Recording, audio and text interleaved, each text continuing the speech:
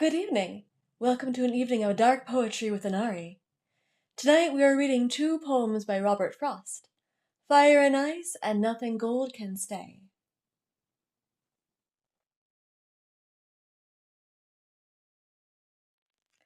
Fire and Ice by Robert Frost. Some say the world will end in fire, some say in ice.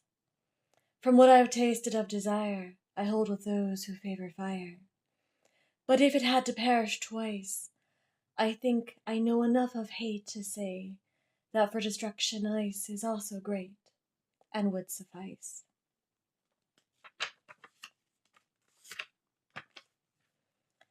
And nothing gold can stay. Nature's first green is gold, her heart is hue to hold.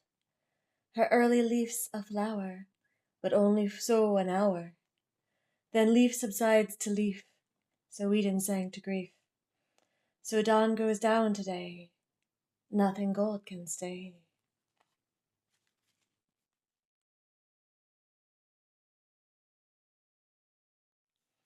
Robert Frost was an American poet known for his realistic depictions of rural life.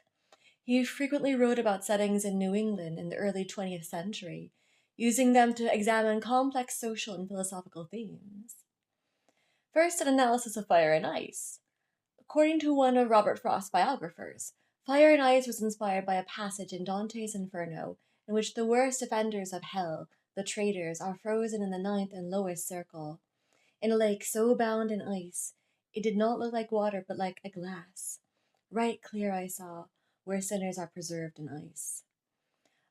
And a prominent astronomer of the time, Harlow Shapley, also claims to have inspired Fire and Ice.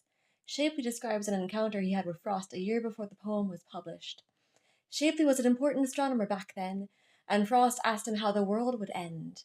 Shapley responded that either the sun will explode and incinerate the earth, or the earth will somehow escape this fate, only to end up slowly freezing in deep space. Shapley was surprised at seeing Fire and Ice in print a year later, and referred to it as an example of how science can influence the creation of art, or clarify its meaning. Now, for Nothing Gold Can Stay. This poem uses the metaphors of Eden and the idea of felix culpa.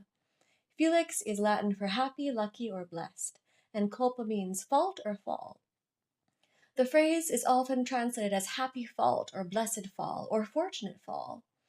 The concept is paradoxical in nature as it looks at the fortunate consequences of an unfortunate event. In the Christian religion, it is sometimes used as a proof of the existence of God, as it could explain why God would create man with the capacity to fall in the first place. Alfred R. Ferguson wrote that this poem shows the ambiguous balance between the good found in paradise and the fruitful good found in humanity. These are just some interpretations of these two poems. What do you think of Robert Frost and his work? Leave a message in the comments. Have a good evening, and thank you for joining me for another evening of dark poetry.